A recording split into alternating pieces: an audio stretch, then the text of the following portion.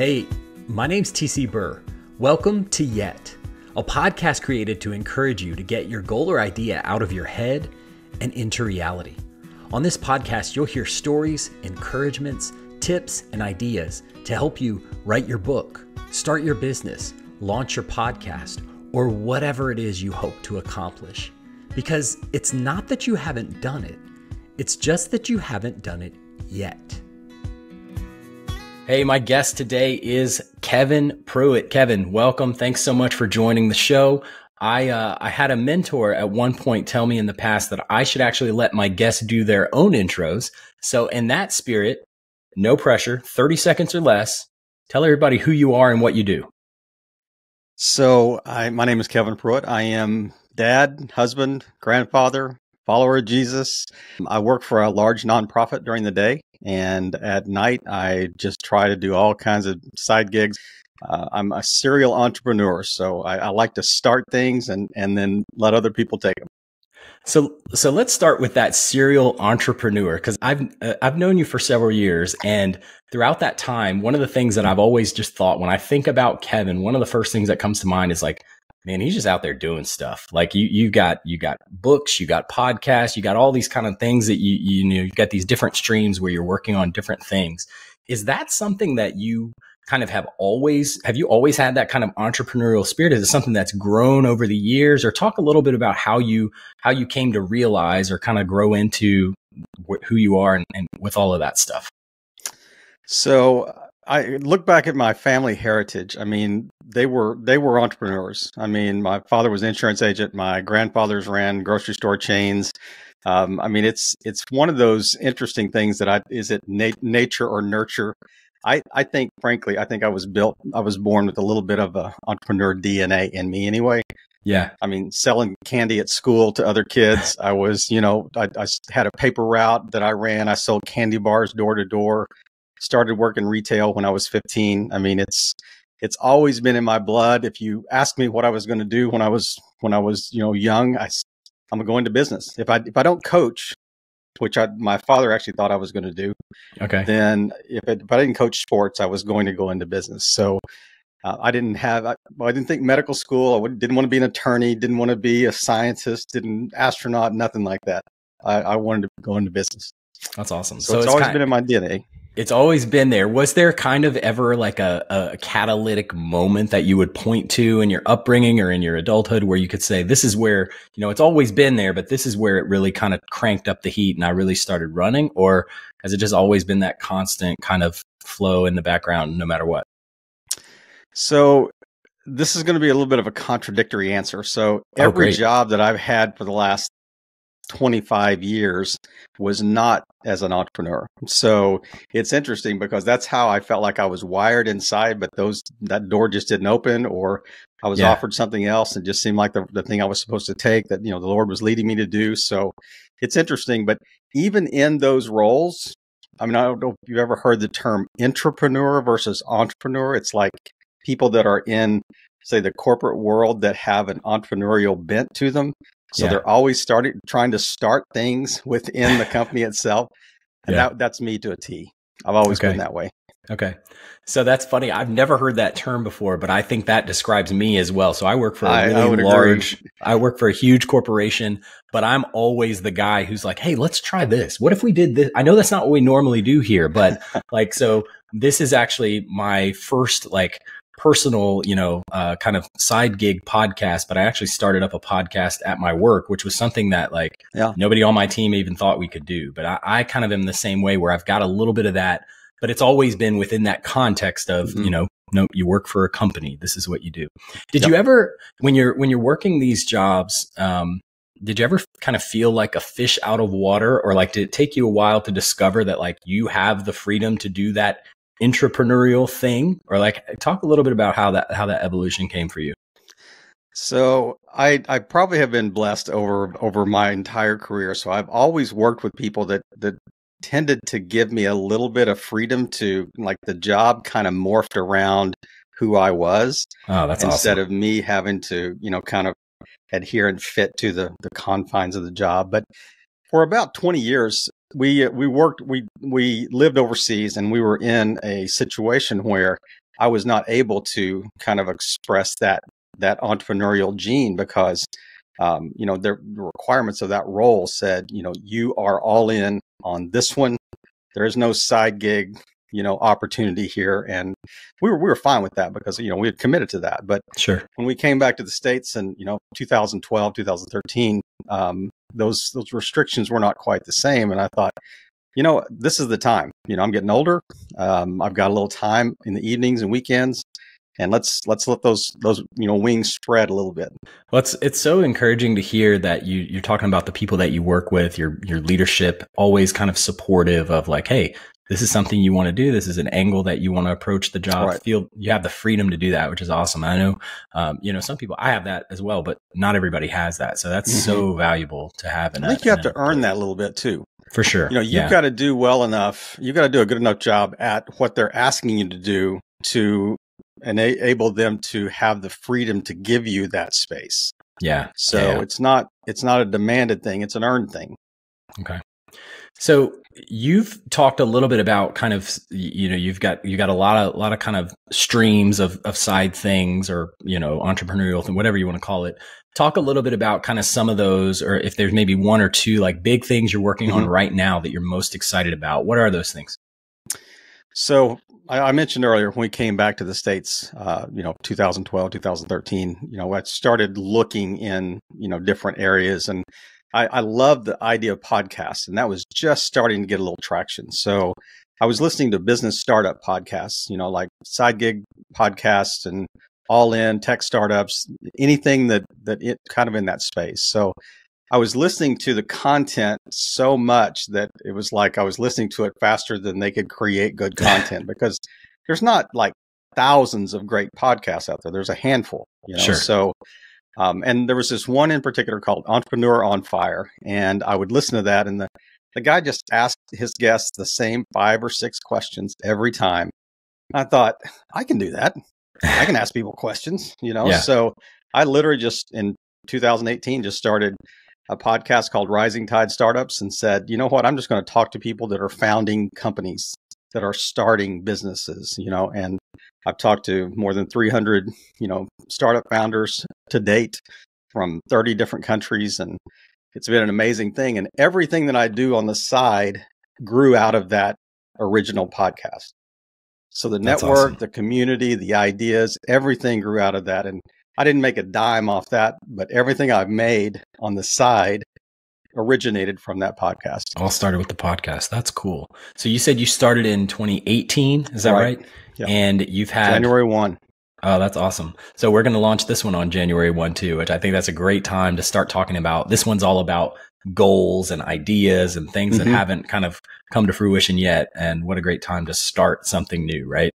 So I love that. So, and you've said you've had 300 plus people come on. So how do you get that network of, people to come? So I'm starting, for example, with just people that I know in my personal network. So coworkers, people from church, neighbors. But how did you build, like, I don't have 300 people on my list yet. How did you get there?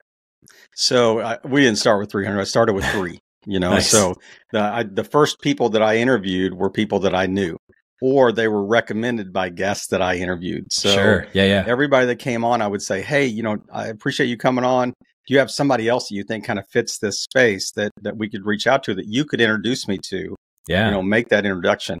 And then after, I would say, right at the year point, and I started reaching out to people on LinkedIn as well. So I would target specific industries and just making sure that they were the founder or the CEO. So I would reach out on LinkedIn and say, hey, I've got a podcast. People love to talk about their thing.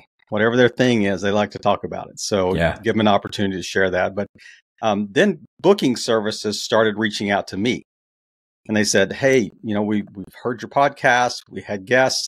Here are other guests that would love to come on the podcast. So since then, since early 2019, I have a lot more suggestions than I can ever, accommodate on the podcast. So that's worked out really well. That's awesome. That's awesome. So it took about a year, if I heard correctly, to kind of turn that corner between you're like reaching out for people to like now people are reaching out to you to come. That's awesome. Right. That's awesome, man. So I don't know if there was embedded in that little blip. I don't know if there was an offer to refer people to this podcast, but I'm going to assume that it was. And so after the show, I will ping you for that. Absolutely.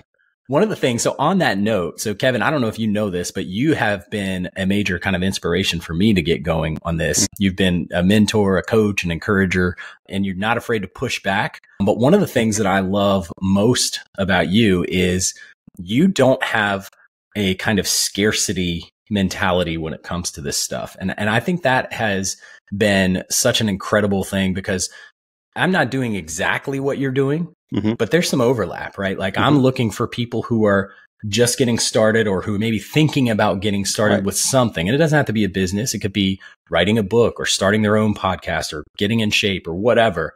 But there's definitely some overlap. So when I first kind of broached this idea with you, you didn't say, hey, back off, buddy. This is kind of my thing. You said, hey, that sounds great. And here's some ideas. Here's some tips. Here's some things you might consider. So is that something like, does that kind of come part and parcel with the entrepreneurial gene, or is that something that you've had to grow into over the years too?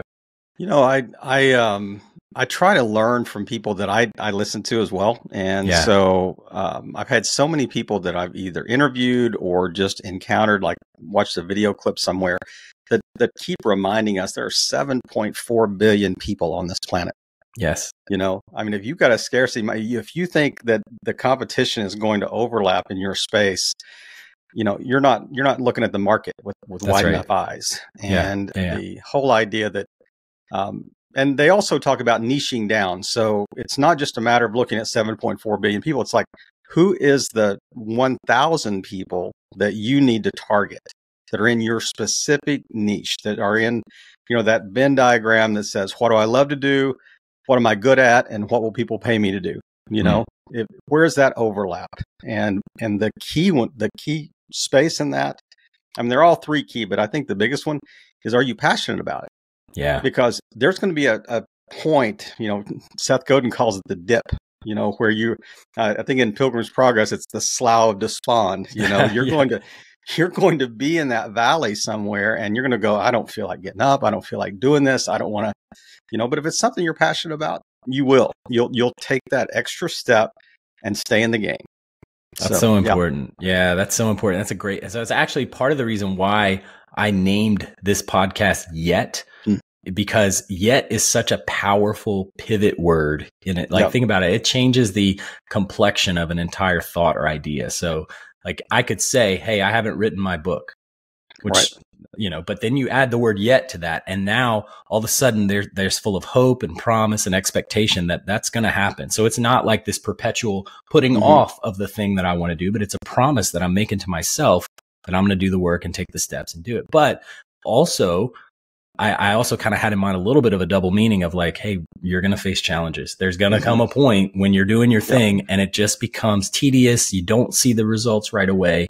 And so, you know, the sentence that I had in mind is, man, I've faced a lot of challenges, but then you add the word yet, like yet I persevered, yet I kept going. And so I love that you talked about that, because you're right, man. Like at the end of the day, if you don't have an enthusiasm and excitement for the thing that you're doing, the challenges are going to be enough to crush it. So, you're just selling widgets. Then you're just selling stuff, you know, just schlepping, you know, your product. But I love your branding on your new podcast. And the thing that you just said just kind of struck a chord in me is that it's, you know, that's such a key word. Yet is such a key word. It's not only, you know, it's not yet, you know, it's coming or whatever.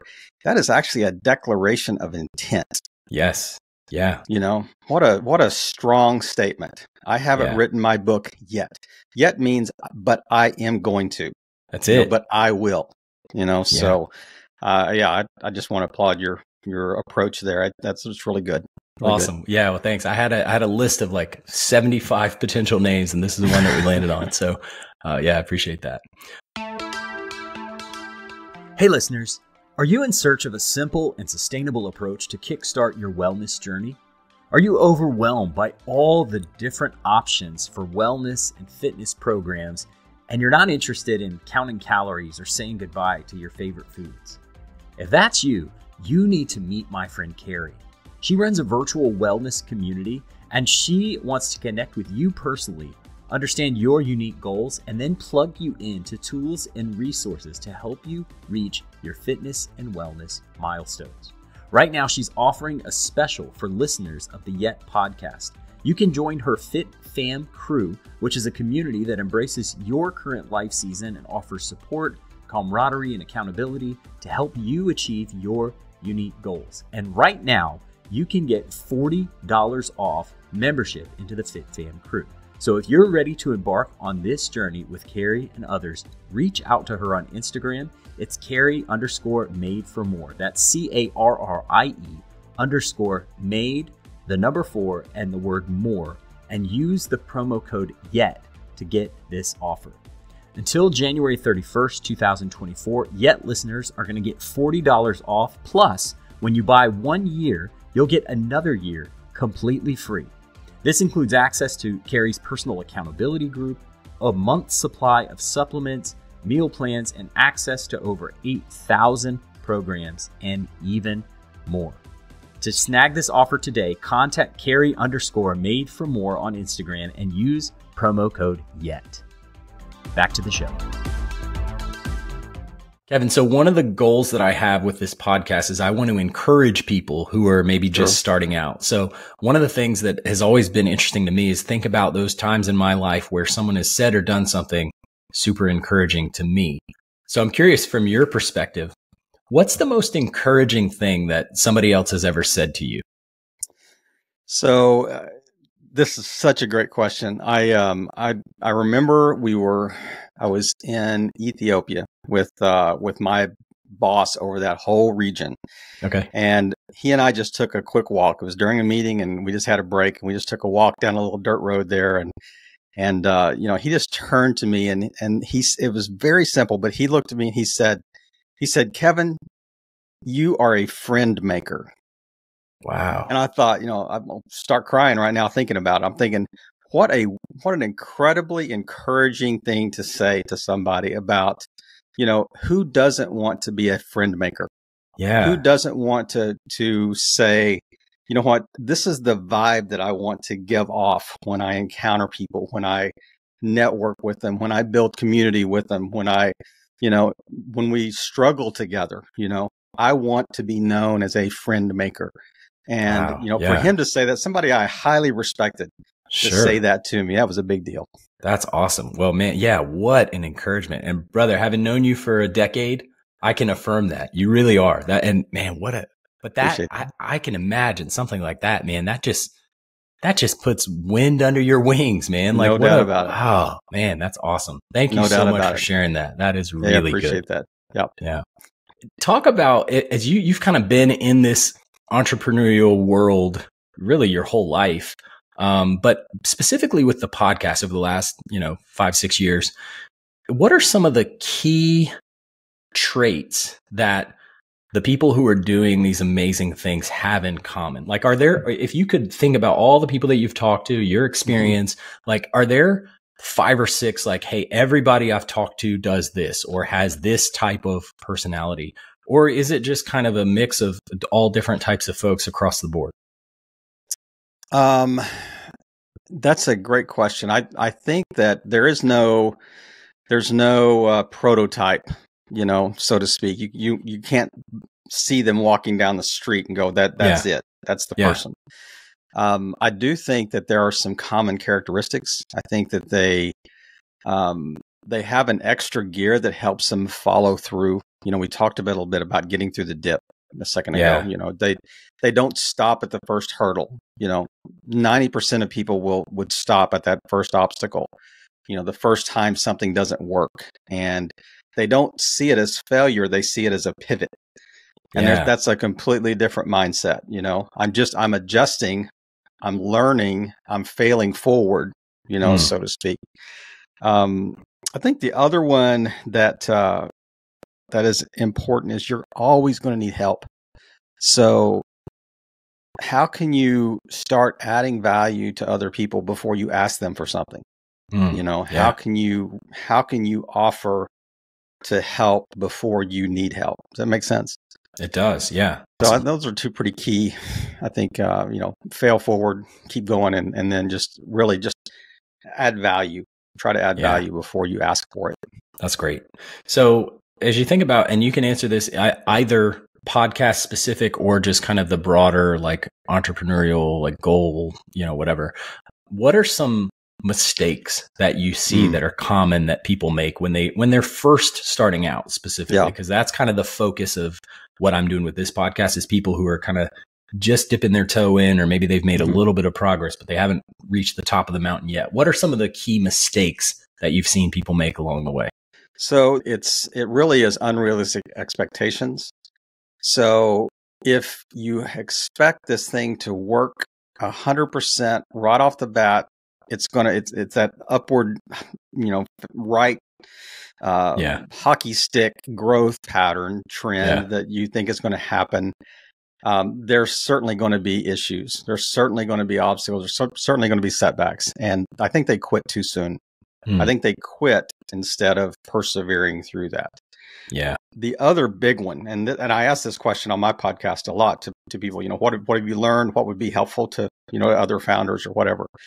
Often they talk about they built a service or a product based on their own need or based on what they thought was a great product or service and had no product market research, no product market fit. Sure. Might have been a great product, but there's no market for it, you know, or it's the wrong timing. You know, if you did an AI bot startup 5 years ago, it would have been too early. That's right. You know, so you have to, the timing's key, the market's key.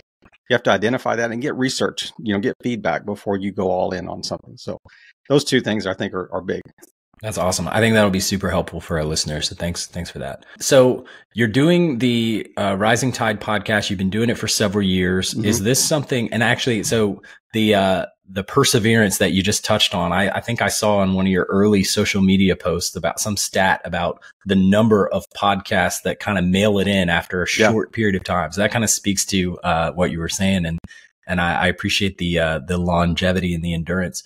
How long are you going to keep doing the podcast? Like, have you reached your goal? Is this a thing that's going to continue in the foreseeable future, or what are your plans? I guess another way to ask is like, what's next for you? So I just started in August. From January 1, 2018, it was a weekly podcast, and if you've ever tried to do something every week, that takes some, you know, you got to have a little character in there. You got to have a little perseverance, and you're gonna have a published date come up and no guest, you know, and you'd be scrambling and calling people on the phone that day and say, "Can we talk over lunch?" You know, type thing. But, the thing that was the tipping point was I just love the community. I love the people that because I stay connected to them. We're connected on LinkedIn. We message back and forth. If I see two former guests that have some need in common, or one can provide the solution to another one, I immediately connect them together. You know, so that's awesome. And not a penny. I mean, this is pro bono. That podcast pays nothing. I just love the space. But like I said, everything else is built from that. So I did notice that I would interview like founders, and they would go on dozens of podcasts and be asked the same questions. And so the only thing they were leveraging were podcast audiences. Yeah. You know, just the different audiences every time. But podcasts generally don't have huge listener numbers. Right. I mean, it's a very small percentage that have, 10,000 listeners, a month. So I started asking founders, what if you had a chance to go deeper? What if you had a chance to be the guest on your own podcast twice a month, and then out of that, with a transcript, you can write a book. You can have content for social media. You can become an authority in your industry. You can share this content on a blog or write articles out of it or whatever. And that started resonating with founders. So that's where the monetary side came in. Okay. So I also do that through a company called Podbrand Media. And that is where I do podcasts for companies, individuals, brands, so they awesome. can be the guest, or we interview their potential key clients. Yeah. And it's a lead generation strategy. It's not like bait and switch, because it's great content in a vertical. But if there's a connection, if there's an opportunity to do a joint venture or to work together, then we have a warm connection after the podcast interviews. So that's working really well too. I love the idea of community that you talked about. And that's actually one of like my 3 stated goals when I set out to do this podcast. I want to first encourage the people who have always had this idea but haven't done it. Right. I want to amplify stories of people like you who are in the fight doing awesome things. And I want to build a community where we can bounce ideas off of one another, encourage one another. I have this picture in my mind of like a year, 2 years from now, I'm hosting a live event where former guests can all get together. We've got a guest speaker. My friend who's got a catering business is going to cater the event. Like I just have this picture in my mind of like literally physically bringing everybody together. And it's that same thing where like, oh, you need t-shirts? I got a t-shirt girl. Let me introduce you to Danielle, right? Like that kind of thing. And I just love that, man. Like there's so much creativity, so much ingenuity, so much good work out there that people are doing. Yep. And most of the people that I've talked to are more than willing to add value and help out. So I just love that community aspect of it too. All right. Well, Kevin, we're running out of time here. So I have a couple of questions before we wrap up. This has been awesome. First question. If someone came to you and had an idea, maybe they want to do a podcast, maybe they have a business idea, whatever it is, they want to do something, but it's a big, like one of the big, hairy, audacious goals. That's like, it's like looking up at the top of a mountain peak. How do I ever get there? What advice would you give that person who's just starting out? Maybe they've got tons of energy and they're a little fuzzy on the details, but they see the destination and they want to get there. What's the advice you would give to that person? I think back at a conversation you and I had at a Chick-fil-A, that earlier this year that said, you said, I've got a whiteboard full of sticky notes. And I said, okay, go home and find the top 3. Yes. I love that. Narrow down, just continue to narrow down. Another thing is you've got to reverse engineer. So if you know what the goal is that you're trying to achieve, reverse engineer small steps, small incremental, like micro goals or micro strategies or tactics or whatever that are going to get you to that, because you're not going to go from A to Z. You're going to go from A to B. You may go from B to D, but these are going to be small steps in the same direction. And I think that's where the perseverance comes in. And you can also see it's easier to measure growth and be encouraged by that growth if you have smaller steps that you're trying to achieve. Yeah. And that's a psychological, for sure, thing that will help you keep going in that direction.